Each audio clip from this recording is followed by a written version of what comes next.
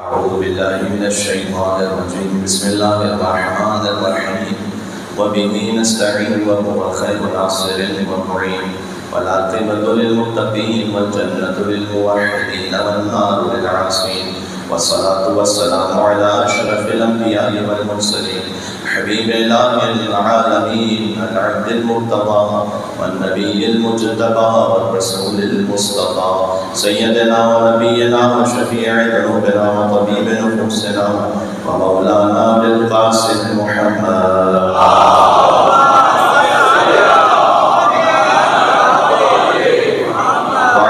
الطيبين الطاهرين المعصومين المظلومين المنتجبين المنتخبين الميامين اللهم صل وسلم وزد وبارك على صاحب الدعوة النبوية والصولة الحيدرية والعصمة الفاطمية والحلم الحسنية والشجاعة الحسينية والعبادة السجادية والمآثر الباقرية والآثار الجعفرية والعلوم الكاظمية والحجج الرضمية والجود التقوية والنقاوة النقوية والهيبة العسكرية والغيبة الإلهية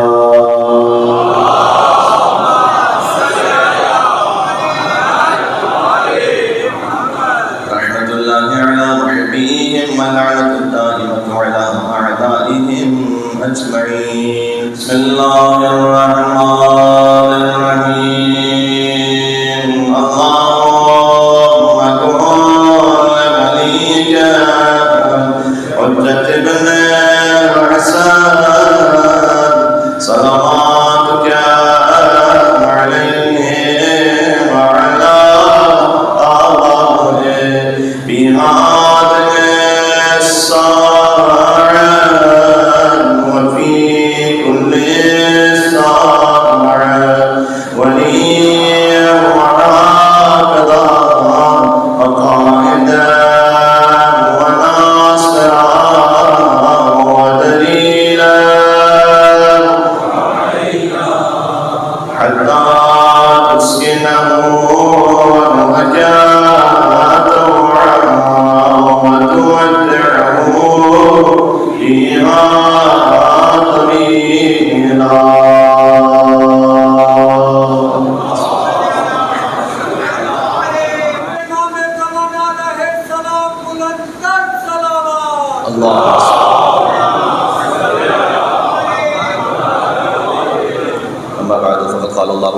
بسم الله الرحمن الرحيم قال يا نوح إنه ليس من أهلك إنه عمل غير صالح فلا تسألني ما ليس لك به علم إني أعيذك أن تكون من الجاهلين بلند نار سنوات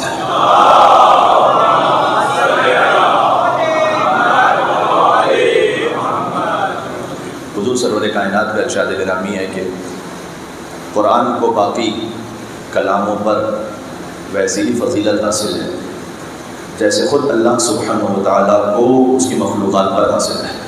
یعنی قرآن چونکہ علم اللہ ہے تو اللہ سبحانہ و تعالیٰ نے تجلی فرمائی ہے قرآن میں بنصب سے مقصد الاسلام.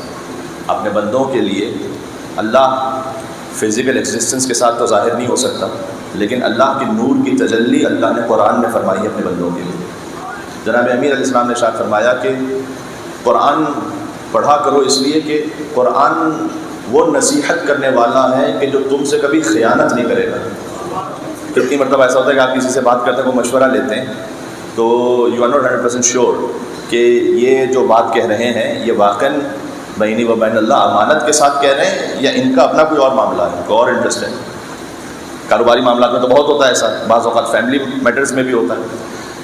مولا علیہ السلام نے فرمایا کہ قرآن وہ نصیحت کرنے والا ہے کہ جس میں کوئی خیانت نہیں ہے، اور وہ بات کرنے والا ہے کہ جس میں کوئی جھوٹ نہیں ہے، اور وہ ہدایت دینے والا ہے کہ جس کے ساتھ کبھی بھی گمراہی مکس نہیں ہے. کبھی ہوتا ہے کہ ایک بات صحیح ہے لیکن اس کے ساتھ کچھ اور مکس بھی ہے، ہدایت و گمراہی اب تو باطل مکس ہے. مولانا کا ایسا نہیں ہے، قرآن وہ نصیحت کرنے والا ہے کہ جس میں کوئی بھی خیانت نہیں ہے. اب مثال کے طور پر سے کسی نے پوچھا کہ میں کیسا لگ رہا ہوں اس وقت، اور ہو سکتا ہے کہ وہ آپ کو اتنے کوئی خاص نہ لگ رہے ہوں، لیکن آپ دل رکھنے کے لیے کہیں گے کہ جناب ماشاءاللہ کیا ہی کہنے آپ کے. قرآن چونکہ ہدایت کی کتاب ہے نا، تو وہ دل رکھنے کے لیے معاملات کو نہیں بولتا، اسٹریٹ فارورڈ ہے. اور اس کا اسٹریٹ فارورڈ ہونا اس لیے ضروری ہے کہ اگر قرآن بھی تکلفات میں پڑ جائے تو پھر حق و باطل روشن کیسے ہوگا. اس طریقے سے ائمہ علیہ السلام کے لیے ہم کثیر تعداد میں روایات کو دیکھتے ہیں کہ کئی مرتبہ وہ اپنے فضل کا اظہار فرماتے تھے.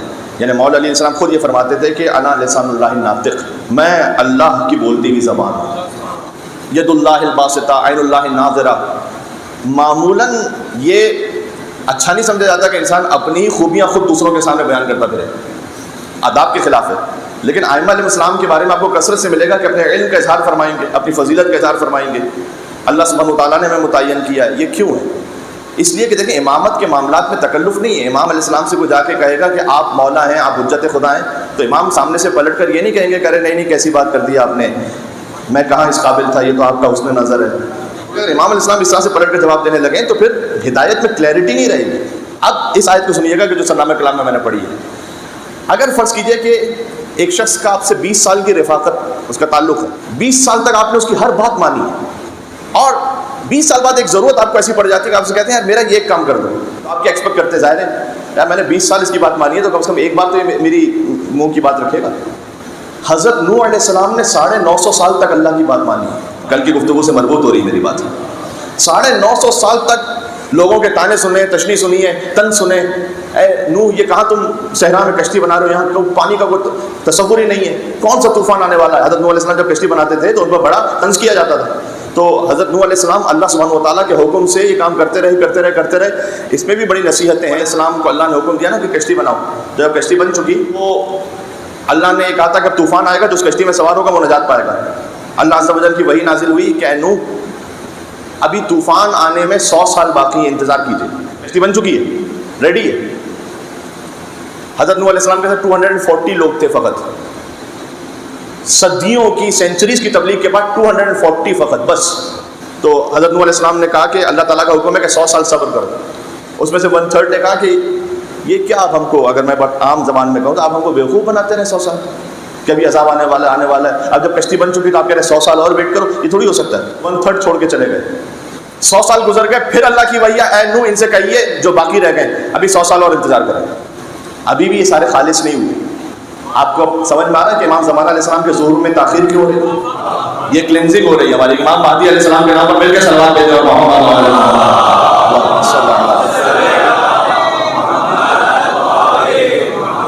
اس لیے یہاں پر ہماری دعا ہے سب کے لیے، اور جہاں تک مومنین ہیں ہم سب انشاءاللہ پروردگار ہماری نگاہوں کو ان کی زیارت کے لائق بنا دے، ہمارے ہاتھوں کو ان کی بیعت کے لائق بنا دے، ہمارے قلب کو ان کی محبت کے لائق بنا دے، اور ہمارے وجود کو ان کی نصرت کے لائق بنا دے.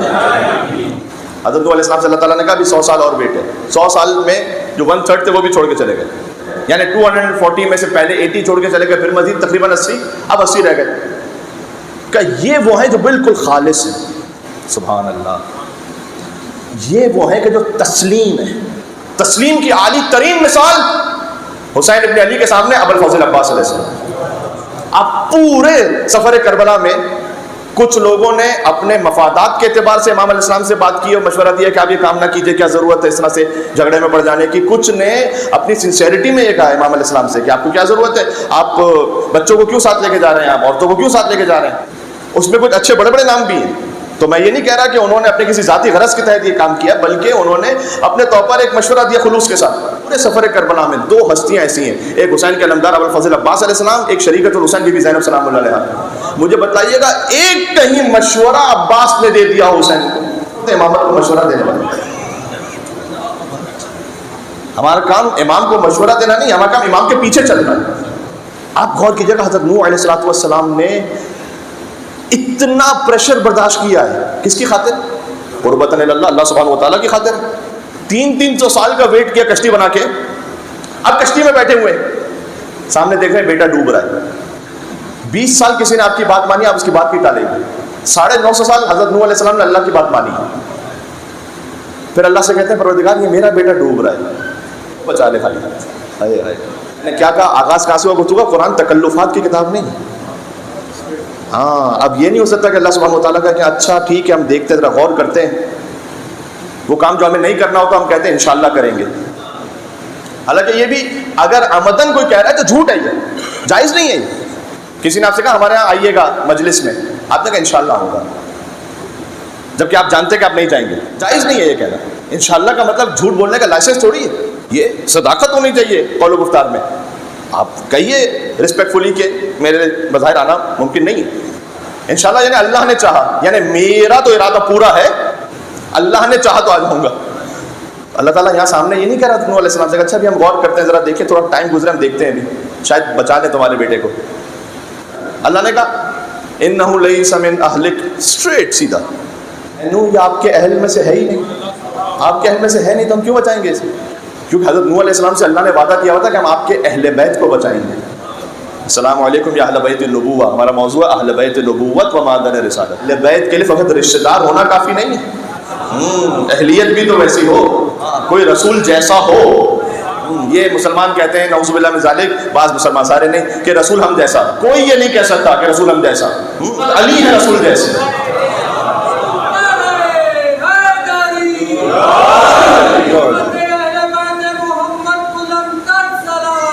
اللہ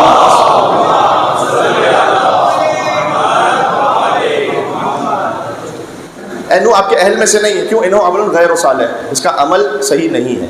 یہاں اللہ تعالیٰ نے یہ نہیں کہا کہ اس کا ترجمہ بعض اوقات سمجھانے کے لیے ہوتا ہے کہ اس کا ایک عمل غیر صالح ہے اس لیے کہ آپ کو نہیں مانا اس نے.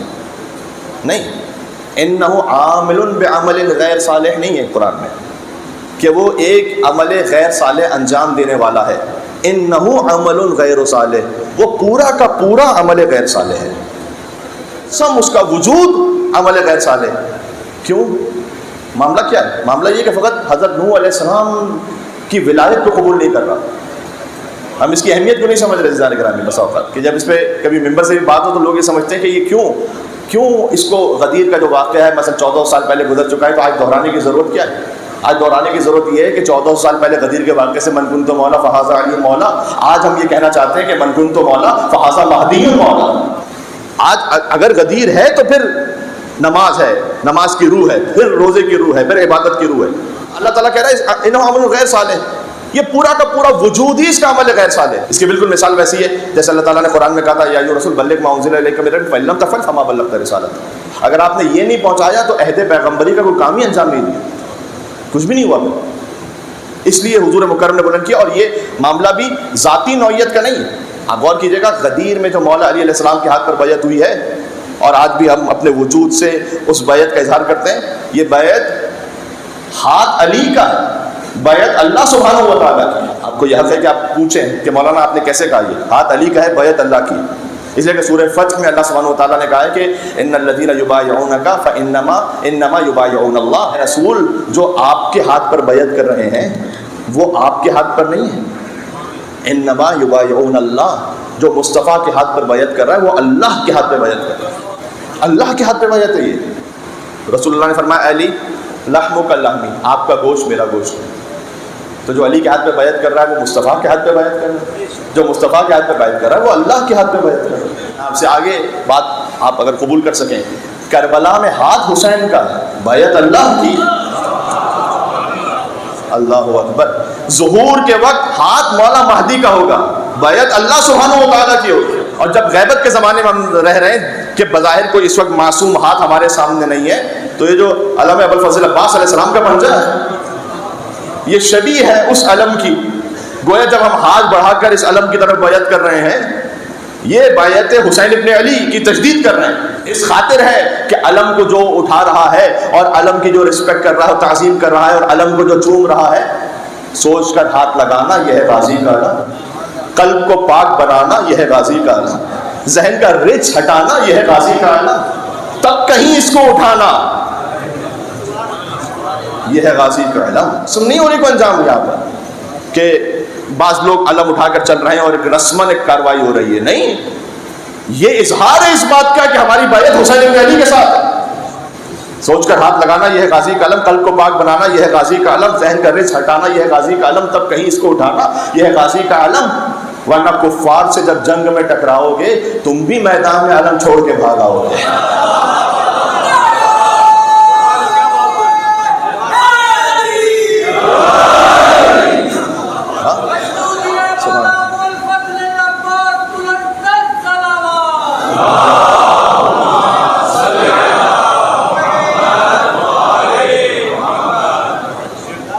مولا کائنات علیہ السلام کا معاملہ ان کا ذاتی معاملہ نہیں ہے. علی ابن ابی طالب السلام کے ہاتھ پہ بیعت اللہ سبحانہ و تعالیٰ تک ہمیں پہنچا رہی ہے. ابن عباس نے دیکھا کہ کچھ لوگ ہیں کہ جو بیٹھ کر بعض جماعت نعوذ باللہ من ذالک مولا علی پر سب و شتم کر رہے ہیں. یہ دہائیوں تک ہوتا رہا. 90 سال تک بعض لوگوں پہ لکھا ہوا 90 ایئرس تک ممبر و محراب سے علی ابن ابی طالب علیہ السلام کا سب و شتم ہوا ہے نعوذ باللہ من ذالک. اور یہ جو سب و شتم کرنے والے تھے اگر ممبر محراب سے ہو رہا ہے یعنی جمعے کے خطبے میں ہو رہا ہے تو اس وقت اگر کوئی جمعے کا خطبہ دے رہا ہے تو وہی راوی بھی ہے, وہی محدث بھی ہے. اب آپ ہم سے کہتے ہیں کہ ہم ایسوں پر اعتماد کریں حدیث لینے کے لیے کہ جو جمعے کے خطبے میں علی ابن ابی طالب پہ گالی دے رہے ہیں نعوذ باللہ من ذالک. سب و شتم کا مطلب اردو میں یہی ہے. میں نے ایک مرتبہ یہ لفظ کہا, اس کے بعد میں نہیں کہوں گا دوبارہ تاکہ بچے سمجھے کہ میں کیا کہنا چاہ رہا ہوں. اس کی انٹینسٹی کتنی ہے. لا صلاۃ الا بفاتحۃ الکتاب, کوئی نماز پوری نہیں ہوتی جب تک کہ سورہ الحمد نہ پڑھ لی جائے اس نماز میں. یہ حدیث ہے. اس لیے کہ مستحب نماز میں دوسرا سورہ چھوڑ دینے کی اجازت, نافلہ نماز میں آپ فقط سورہ الحمد پڑھیں اور دوسرا سورہ اسکپ کر دیں. جان بوجھ کے آمدن بھی کر سکتے ہیں یہ کام. نافلہ نماز ٹھیک ہے لیکن واجب نماز میں آپ کو دوسرا سورہ پڑھنا ہے. لیکن سورہ الحمد وہ ہے کہ جو نافلہ نماز میں بھی فرض ہے. کوئی نماز سورہ الحمد کے بغیر تصور نہیں. مجھے معاف کیجیے گا, اس وقت ایک فقرہ مشہور تھا جمعے کے خطبہ دینے والوں میں اور پبلک میں جملہ مشہور تھا کہ لا صلاۃ الا بسب علی ابن ابی طالب. نماز کو پوری نہیں ہوتی جب تک علی ابن ابی طالب پہ نعوذ باللہ گالی نہ دے دی جائے. یہ فقرہ مشہور تھا اس وقت.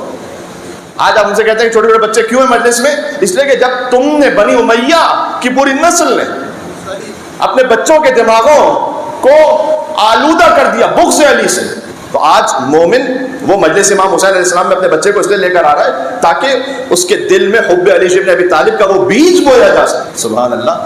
شجر سر ہر زن ہوتے ہیں غنچے بول پڑتے ہیں. چھوٹے چھوٹے غنچے ہیں نا یہ. شجر سب ہر زن ہوتے ہیں غنچے بول پڑتے ہیں اور علی کا ذکر آ جائے تو شجرے بول پڑتے ہیں.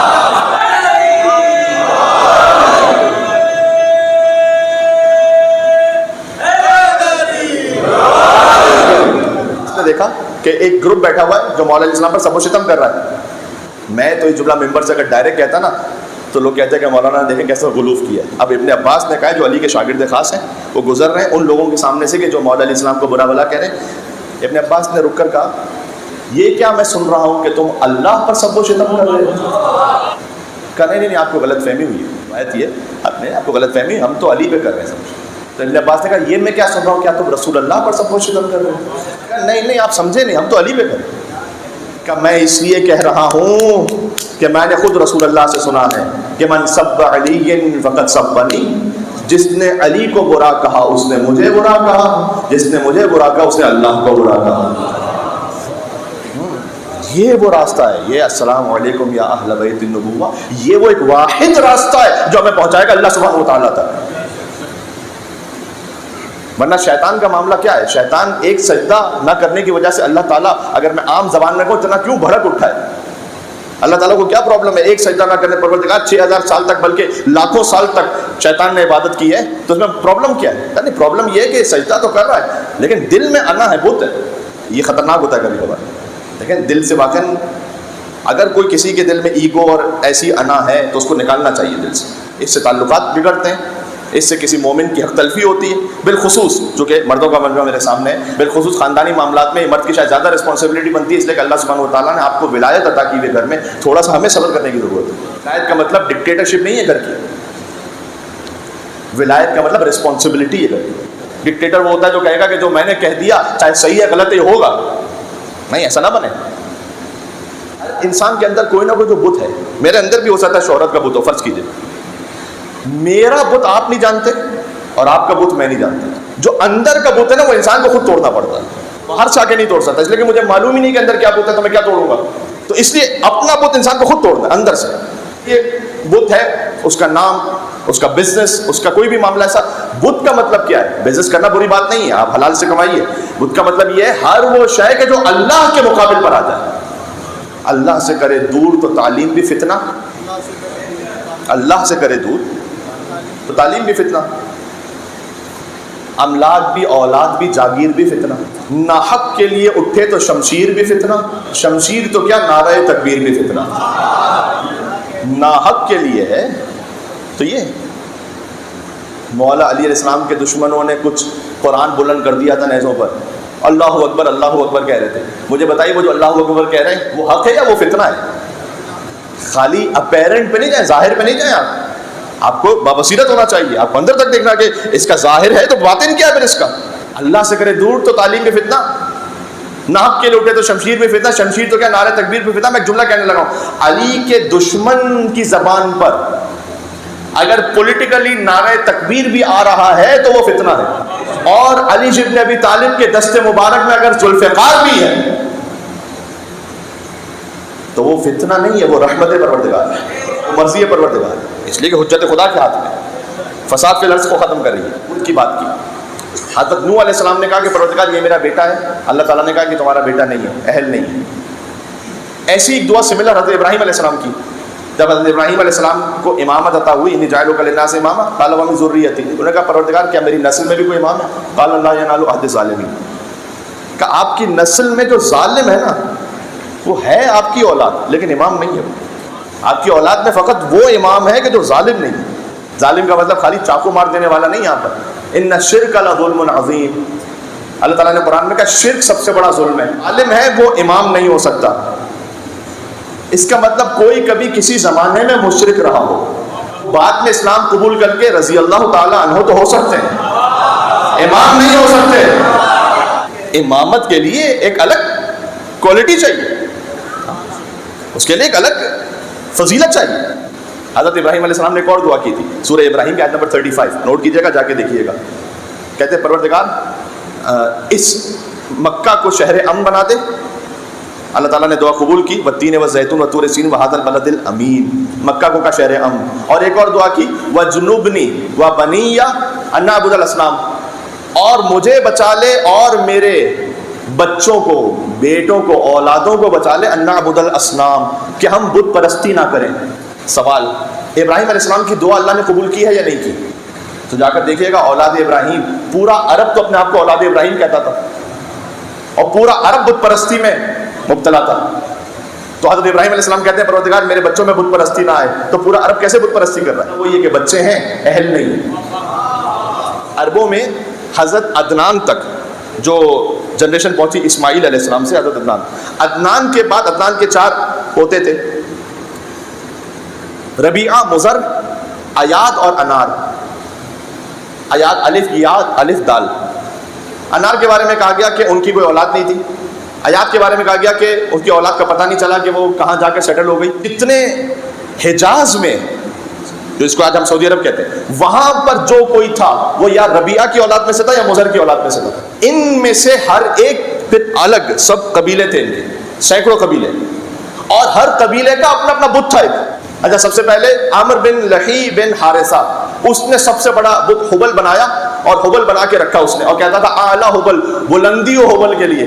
قبیلے کا سردار وہ پرستش کرواتا تھا اپنے قبیلے کو اپنے بت کی.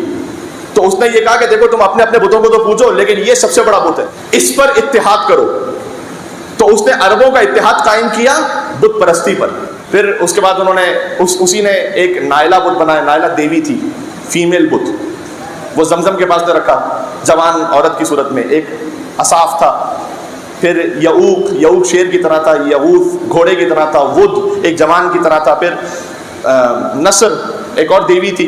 اس طرح کے بت الگ الگ قبیلوں کے بنتے گئے. اس طرح سے پھر ہر قبیلے نے کہا کہ ہمارا ایک پیچ اپ ہونا چاہیے کسی اور قبیلے کے ساتھ. تو اوس و خزرج وہ پوچھتے تھے عزا کو، اور قریش اور کنانہ پوچھتے تھے منات کو، اور بنو ثقیف پوچھتے تھے لات کو. اس طرح سے ہر ایک کا اپنا اپنا اپنا ایک بت تھا پورا. میں آپ کو ایک خاص نقطے کی طرف لے جانا چاہتا ہوں، بہت غور کیجیے گا. جن کے پاس جگہ نہیں بچی تھی کہ خانہ کعبہ میں بت رکھ سکیں، انہوں نے بت بنانے والوں سے یہ کہا تھا کہ چھوٹے چھوٹے سائز کے بت بناؤ، ہماری آستینوں میں ہو، تو تاکہ بس ہم اسے جلدی سے نکال کر. اقبال نے ویسے ہی تھوڑی کہا تھا اگرچہ بت ہے جماعت کی آستینوں میں، مجھے ہے حکم اذاں لا الہ الا اللہ. یہ دور اپنے ابراہیم کی تلاش میں ہے، صنم کدا ہے جہاں لا الہ الا اللہ. تو جیسے ابراہیم بت شکن ہے نا، ویسے حسین ابن علی السلام علیہ کا وارث ابراہیم خلیل اللہ. ابراہیم ظاہری بتوں کو توڑا ہے اور حسین نے چھپے ہوئے بتوں کو، جو باطنی بت ہے نا اندر، اسے توڑا ہے حسین ابن علی نے. اسی خاطر ہے کہ وہ جو بت پرستش کرتے تھے ان کے لیے بھی تھا زمانہ جاہلیت.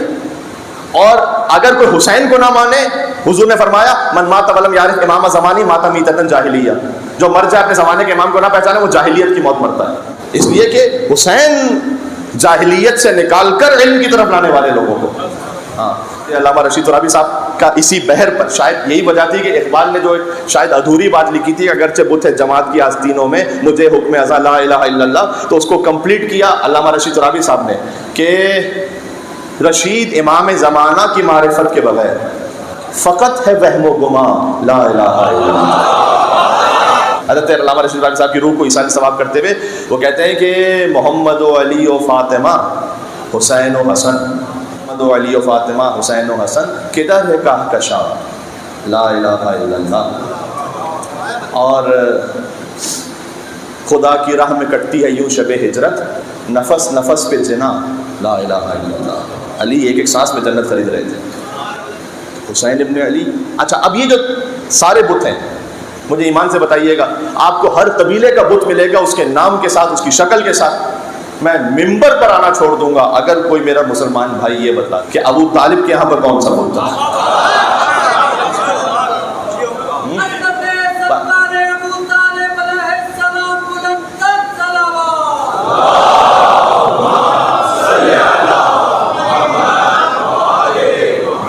میں ممبر بنانا چھوڑ دوں گا. مجھے بتلائیے کہ اگر ابو طالب السلام کے خانوادے میں کوئی بت تھا، اگر نہیں تھا تو مانو کہ جب پورا عرب بت پرست تھا وہاں فقط علی کا باپ وہ تھا کہ جو موحد بھی تھا، اس لیے کہ بت شکن کا باپ تھا. ابو طالب السلام کے خانوادے کا کوئی بت نہیں ملے گا. اور اسی لیے اسی خاطر ہے کہ دعوت ذوالعشیرہ اللہ کا پیغام ہے نا، اللہ کا پیغام پہلا وہ اللہ کے گھر میں اناؤنسمنٹ ہونا چاہیے تھا، لیکن اللہ کے گھر میں اناؤنسمنٹ نہیں ہے، ابو طالب کے گھر میں اناؤنسمنٹ ہے. اس لیے کہ رحمان کے گھر بت تھے، عمران کے گھر بت نہیں تھے. اللہ کیا کسی بت پرست نعوذ باللہ اسے اپنا رسول دے گا پالنے کے لیے؟ جب حضرت ابو طالب نے پالا تو اللہ سبحانہ و تعالیٰ نے احسان بھی ادا کیا، الجزاء الاحسان الا الاحسان. عمران نے تھا احمد مختار کو پالا، عمران نے تھا احمد مختار کو پالا، سرکار نے پھر حیدر کرار کو پالا، کرار نے حسنین سے شاہکار کو پالا، ہر دور کے سردار نے سردار کو پالا. پردہ توحید میں خود ڈھال رہا ہے اور مہدی کو حجابوں میں خدا پال رہا ہے. پیور وہ سلسلہ ہے. السلام علیکم یا اہل بیت النبوہ. یہ جہاں کبھی بھی بت پرستی نہیں رہی، اس لیے اس پیور راستے سے جانا ضروری ہے اللہ سبحانہ و تعالیٰ کے پاس. آخر اس میں جملہ کہہ رہا ہوں پھر میں مزید مسائل پر آ رہا ہوں، کل یہیں سے بات شروع کریں گے. صحیح راستے سے اللہ کے پاس جانا کیوں ضروری ہے؟ ایک ترک کہاوت ہے ٹرکش کہ اگر آپ لومڑی سے دین سیکھیں گے نا تو ایک دن یقین کرنے لگیں گے کہ مرغیاں چرانا بھی ایک عبادت ہے. اب اس کی تشریح مجھ سے تو نہیں پوچھیے گا یہاں. راستہ پیور ہونا چاہیے. اس لیے ہے کہ یہ جو مجھے مولا مان رہا ہے وہ مانے اسے، راستہ پیور رکھیں. اور واقعاً اللہ سبحانہ و تعالیٰ ایسے ارحم الراحمین اہل بیت السلام ایسے کریم نے کریم. کسی نے مولا کائنات سے ایک چور پکڑا گیا، اس نے کہا جیسے کبھی کسی کو آپ پکڑتے ہیں نا تو فوراً کہتا ہے یہ پہلی دفعہ ہو گیا ذرا معاف کر دو. اس نے کہا مولا یہ پہلی دفعہ چوری ہو گئی معاف کر دیں. امام نے کہا اللہ پر جھوٹ نہ مان، اللہ کبھی کسی کو پہلے گناہ پر ذلیل نہیں کیا کرتا ہے. سبحان اللہ. آج واقعاً اپنے آپ کو جوڑنے کی رات ہے امام حسین علیہ السلام سے. پروردگار میں غلطی پہ غلطی کرتا گیا، خطا پہ خطا کرتا گیا، تو مجھے بلاتا گیا یہاں. الہی کم من قبیح سترت وکم من فاتح من البلاء اقلت وکم من عثار وقیت وکم من مکروہ دفعت وکم من ثناء جمیل لست اہلا له نشرت. دعائے کو میں پروردگار کتنی برائیوں کو تو نے میری چھپا کے رکھا ہے، کتنی بلاؤں کو ٹال دیا ہے، کتنی مصیبتوں کو دور کیا ہے، میری کتنی تعریفیں ایسی جن کا میں مستحق نہیں تھا تو نے لوگوں میں مشہور کی. سبحان اللہ. آپ ایسے گھرانے کے ماننے والے ہیں کہ جہاں سے آپ کو وہ موضع الرحمہ ہے، معدل الرحمہ ہے، وہاں سے وہ دعائیں اور وہ آداب ہمیں ملے اللہ سبحانہ و تعالیٰ تک پہنچنے کے، باقی اس سے محروم ہے. یقین فرمائیے دعائے کمیل جیسا خزانہ ہے کسی اور کے پاس نہیں ہے. کیا دعا عرفہ جیسا خزانہ ہے کسی کے پاس نہیں ہے.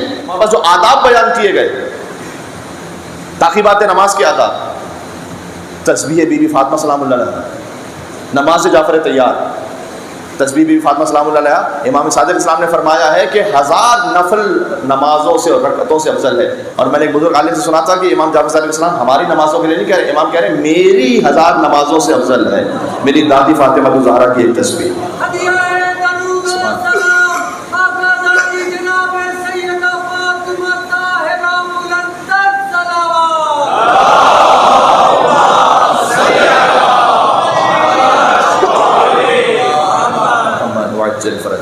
یہی تحفے ملے ہوئے ہیں. سب سے پہلی بات اور ضرورت اس بات کی ہے کہ نفس پاک ہو کہ سارے تحفے ہم پر اثر کر سکیں.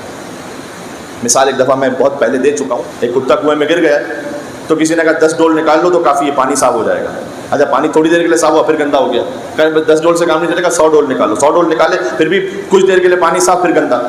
تو ایک حکیم صاحب گزر رہے تو انہوں نے کہا پانی تو نکال رہے ہو، پہلے دیکھو کتا بھی نکال رہا ہے اندر سے یا نہیں نکال رہا. اندر سے یہ جو رجس ہے، نجاست ہے، حسد ہے، تکبر ہے، یہ سب ایگو ہے، قطع رحمی ہے، یہ سب نجاستیں نکلی ہیں تو پھر ذکر امام حسین علیہ السلام کی تاثیر ہے.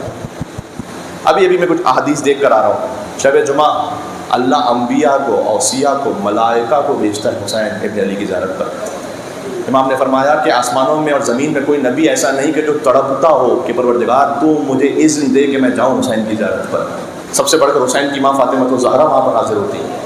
تحضر عند قبر ابنہا، وہ خود اپنے بیٹے کی قبر پر حاضر ہوتی ہیں. وتستغفر لزوار، اور وہ اپنے حسین کے زائرین کے لیے استغفار کرتی ہیں. بی بی فاطمہ الزہرا استغفار کرتی ہیں حسین کے زائرین کے لیے. یا اللہ، ایک مرتبہ یہ کہ ہم معافی مانگے اپنے گناہوں کی، ایک مرتبہ یہ کہ بی بی فاطمہ الزہرا کہ پروردگار یہ میرے حسین کا چونکہ زائر ہے تو میں معافی مانگ رہی ہوں اس کے لیے کہ تو اس کے گناہوں کو معاف کر دے، میں مغفرت طلب کر رہی ہوں. اللہ اکبر، اللہ اکبر.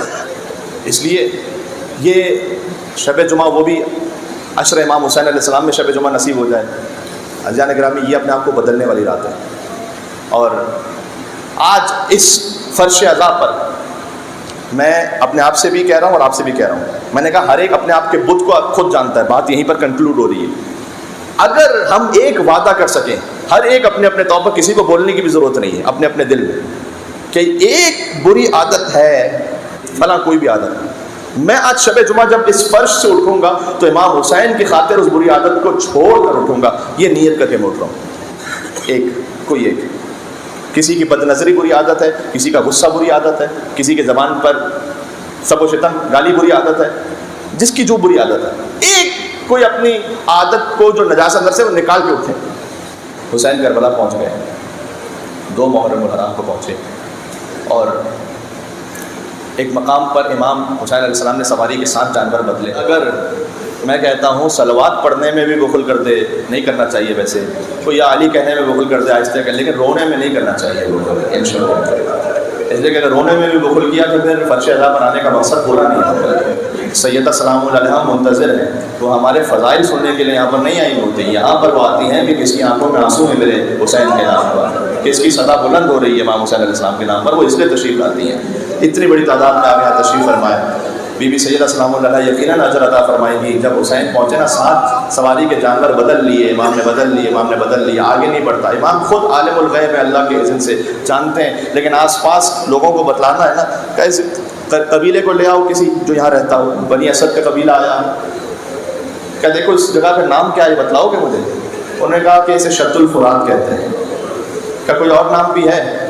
کیا غازریہ بھی کہتے ہیں؟ کیا کوئی اور نام بھی ہے کیا اس کا؟ تو ایک بہت بوڑھا انسان آیا، اس نے آ کے کہا کہ میں نے اپنے بھی بوڑھوں بزرگوں سے سن رکھا تھا کہ اسے کرب و بلا بھی کہتے ہیں. امام نے کہا ہذا ارض کرب و بلا، یہ کرب اور بلا کی سرزمین ہے. ہاں ہاں، وہ حد تو رحال لینا، یہیں پر ہمارے خیمے لگائے جائیں، اور مصفے کو جمع لینا، یہیں پر ہمارا خون بہایا جائے. بس ابھی قیام کا ارادہ کیا تھا کہ بی بی فضا آئیں اور آگے کہا کہ شہزادی زینب نے آپ کو یاد فرمایا. امام اپنی خواہر کے قریب پہنچے، فرمایا بہن آپ نے یاد فرمایا. کہ بھیا یہ کہاں قیام کا ارادہ کر لیا؟ اس لیے کہ کسی بیوی کے رونے کی آواز میرے کانوں میں آئی. کہ زینب یہ کسی اور کی نہیں، ہماری ماں فاطمہ الزہرا کی آواز ہے. حسین مدینہ سے چلے ہیں، فاطمہ کی روح ساتھ ساتھ چلی ہے. یا فاطمہ الزہرا سلام اللہ علیہا. شب جمعہ بی بی سیدہ سلام اللہ علیہا کو قرصہ پیش کرنا ہے. اس کے بعد بنی اسد والوں سے زمین خریدی، انہی کو ہبا کی، تحفے میں دی. کہ مولا آپ زمین کیوں خریدنا؟ آپ ہمارے مہمان ہیں، نواز رسول ہیں. آپ کہ نہیں، مجھے چند دنوں کے لیے یہاں نہیں رکنا، مجھے قیامت تک کے لیے یہیں قیام کرنا. زمین خریدی اور اس کے بعد تحفے میں دے دی. لیکن تحفے میں ایک ساتھ میں شرط رکھی امام نے کہ دیکھو اگر میرا کوئی زائر میری زیارت کے لیے آئے نا، کتنے زائرین مجھے داہنے بہانے نظر آ رہے ہیں، آپ کا کیا مقام ہے عزیزوں. حسین نے کربلا پہنچنے کے بعد سب سے پہلے جسے یاد کیا ہے، حسین نے سب سے پہلے جسے یاد کیا ہے وہ اپنا زائر ہے. فرمایا کہ میرا زائر یہاں پر آئے تو اسے میری قبر کا نشان بتانا. آج تو آپ کو دور سے گنبد نظر آتا ہے نا، اس زمانے میں حسین کا گنبد نہیں تھا کوئی. لوگ ڈھونڈتے تھے کہ قبر حسین کہاں پر ہے، تو کوئی ڈھونڈتے ڈھونڈتے آئے تو اسے بتانا فاطمہ کا نام یہاں مارا گیا۔ 3 دن تک کھانا کھلانا، 3 دن تک پانی پلانا۔ یہ جو 40 پر نام امام حسین کے صدقے میں موقف لگتے ہیں نجف سے کربلا، کوئی ظاہر پیاسا نہیں رہتا، کوئی ظاہر بھوکا نہیں رہتا، یہ امام حسین کی وصیت کا صدقہ ہے۔ امام نے کہا تھا میرے ظاہر کے لیے کھانے کا اہتمام کرنا، پانی کا اہتمام کرنا۔ وہ حسین جو خود 3 دن کے پیاسے رہنے والے تھے، وہ کہتے تھے میرا ظاہر کوئی پیاسا نہ رہنے پائے۔ میں نے کربلا میں مجلس پڑھتے ہوئے ایک جملہ کہا تھا، بڑی دقت ہوئی تھی، آپ تک بھی یہاں پہنچاتا ہوں۔ میں نے پہلے تو یہ پوچھا کہ دیکھیں کوئی پیاسا تو نظر نہیں آ رہا، ہاں یہاں کوئی ظاہر پیاسا نہیں ہے۔ اچھا یہاں کوئی مستور بے رضا تو نظر نہیں آ رہے؟ کربلا میں زینب کی چادر، حسین کی بہنوں کی چادر چھین لی گئی تھی۔ وہاں کربلا میں آپ کو ظاہر نظر آئیں گے، ان کے ساتھ چھوٹے چھوٹے بچے بھی ہوتے ہیں، کوئی ظاہروں کو تماچے مارنے والا تو نہیں ہے۔ اسی کربلا کے مقتل میں حسین کی 4 سال کی بچی کو اتنے تماچے مارے گئے، سکینہ کے رخساروں کا رنگ بدلتا ہے۔ اس کے بعد مردوں سے کہا کہ دیکھو تم ہمارے لاشوں کو دفنا دینا، ایک اور وصیت ہے، اس لیے کہ یزیدی فوج چلی جائے گی، ہمارے لاشیں بے گور و کفن ہوں گے، تم یہ وعدہ کرو کہ لاشوں کو دفناؤ گے۔ وعدہ کیا کہ ہم آپ کے لاشوں کو دفنائیں گے۔ اس کے بعد کہا نہیں اپنی عورتوں کو بھیجو۔ اب عورتیں چادریں اوڑھ کر آئیں، کہ مولا ہم بھی اس قابل ہیں کہ آپ کی نصرت کر سکیں؟ کہ دیکھو شاید تمہارے مرد ڈر جائیں تو میں تمہیں بتاؤں میں کون ہوں، میں فاطمہ کا بیٹا ہوں، میں زینب کا بھائی ہوں۔ اگر تمہارے مرد ڈر جائیں اور لاشوں کو دفن نہ کریں تو فرات کے کنارے پانی بھرنے آنا، ہمارے لاشوں کو دفنا دینا۔ پھر چھوٹے چھوٹے بچوں کو بلایا، چھوٹے چھوٹے بچے حسین کے ساتھ میں آ کر بیٹھ گئے۔ بچوں کو دیکھ کر امام نے کہا دیکھو میں سکینہ کا باپ ہوں، میں علی اصغر کا باپ ہوں، اگر تمہارے ماں باپ ڈر جائیں اور ہمارے لاشوں کو دفن نہ کریں تو فرات کے کنارے کھیلتے کھیلتے آنا، ایک ایک مٹھی خاک اٹھا کر ہمارے لاشوں میں ڈالنا۔ جزاک اللہ جزاک اللہ، صدائیں اور بلند ہو رہی ہیں، نام امام حسین کا یہی صدقہ ہے، اور صدا بلند ہونی چاہیے۔ شب جمعہ کربلا محلہ تک ہماری یہ روح پہنچے۔ جب 11 محرم کو بنی اسد کا قبیلہ وعدہ پورا کرنا تھا نا، میں اس روایت کو مکمل کر لوں، بنی اسد کا قبیلہ آیا، اس نے کہا امام سے وعدہ کیا تھا، اب لاشوں کو دفن کیسے کریں؟ پہچان نہیں ہو پا رہی لاشوں کی، اس لیے کہ لاش کی پہچان سر کے ذریعے ہوتی ہے، وہ تو کسی لاش پر تھا نہیں، کاٹ کر نوکے نیزہ پر بلند کیے گئے تھے۔ 11 محرم کی روایت ہے عزیزوں، یہ روایت میں دیکھ کر پڑھ رہا ہوں آپ کی خدمت میں، فقط تخیل نہیں ہے۔ ابن زیاد نہیں عمر سعد نے یہ کہا تھا کہ جاؤ شہیدوں کے جو لاشیں ہیں نا، میں شہید کہہ رہا ہوں، یعنی جتنے لاشیں پڑے ان کے سر لے آؤ۔ رائے کہ یزیدی بھوکے کتوں کی طرح لاشوں پہ ٹوٹ پڑے، جس کے ہاتھ میں جو لاشا آیا اس نے وہ سر کاٹ دیا، اور تھوڑی دیر بعد عمر سعد کے خیمے کے سامنے ایک سروں کا انبار کھڑا ہو گیا، تو عمر سعد نے کہا کہ سروں کو تراش خراش کر سیدھا کرو، سیدھا سیدھا کرو اسے۔ شہزادی زینب دیکھ رہی تھی، بیوی ام کلثوم دیکھ رہی تھی، اللہ اکبر، کیا قیامت ہے، کیا قیامت ہے۔ کاٹ کر لے گئے، اب شہیدوں کے لاشیں بے سر پڑے ہوئے ہیں۔ بنی اسد کا قبیلہ آ کے دیکھتا ہے کہ لاشوں کی پہچان نہیں ہے، کون سا لاش ہے کہ شہید کا ہے، تو سرکار نے کہا ایسا کرو ایک گنج شہیداں اجتماعی قبر تیار کرو، سارے شہیدوں کو ایک ساتھ دفن کرتے ہیں بے نام و نشان، خدا کو کربلا لے کر جائے، آج بھی حسین کے پائیں تھی سیدھی جانب گنج شہیداں موجود ہے۔ ابھی پہلا لاشا دفن ہونے والا تھا کہ راہ کوفہ سے ایک مسافر کی آواز آئی، بھائی امام کا لاشا تو صرف امام ہی دفنا سکتے ہیں نا، لہٰذا یہاں پر معجزہ دکھلایا گیا۔ امام آئے اور آ کر کہتے ہیں دیکھو میں بتاتا ہوں کون سا لاشا، یہ شہید کا لاشا ہے، دیکھو یہ حبیب ابن مظاہر کا لاشا ہے، یہ جون غلام حبشی کا لاشا ہے، یہ عابس بن شبیب شاکری کا لاشا ہے۔ پھر پوچھنے والے نے پوچھا یہ کس شہید کا لاشا ہے؟ کہا دیکھتے نہیں پورا بدن گھوڑوں کی ٹانگوں تلے مارا ہوا ہے، یہ حسن قاسم کا لاشا ہے۔ سوال حال پڑھ رہا ہوں یہاں پر کہ جو زندہ تھا بائیں طرف کے گھوڑے بائیں طرف چلے گئے، بائیں طرف کے گھوڑے بائیں طرف چلے گئے۔ پھر کسی نے پوچھا آقا یہ کس شہید کا لاشا ہے؟ کہا دیکھتے نہیں کلیجے میں برچھی کا ٹوٹا ہوا پھل موجود ہے، یہ میرے کلیجے جوان بھیا علی اکبر کا لاشا ہے، بالکل صحیح کہتے ہوئے اٹھا گئے۔ آخر میں ایک لاشا رہ گیا تھا، آقا یہ کس شہید کا لاشا ہے؟ سید سجاد بیٹھ گئے، کہتے تھے ہائے میرا بابا، ہائے میرا بابا۔ سجاد نے حسین کے لاشے کو اٹھایا۔ جو دفن کر چکے ہیں میت کو وہ جانتے ہیں حکم شرعی ہے کہ چہرے کو قبلے کی طرف کر دو۔ سجاد نے کہا بابا آپ کی لاش پر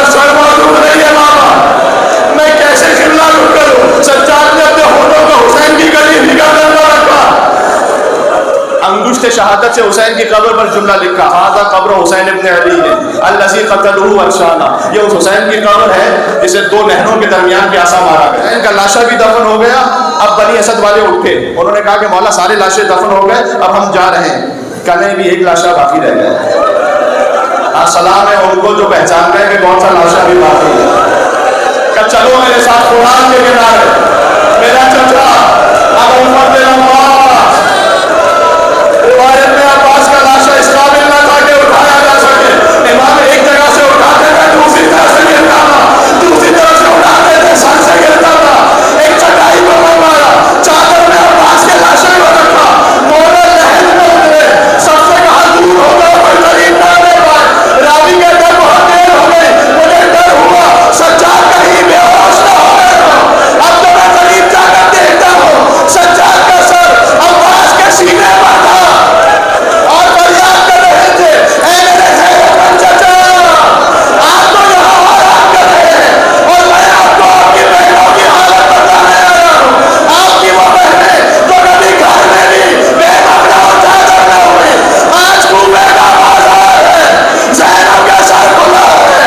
چچا خدا نے جو امتحان آپ سے نہ لیا وہ آپ کا بھتیجا سید سچا۔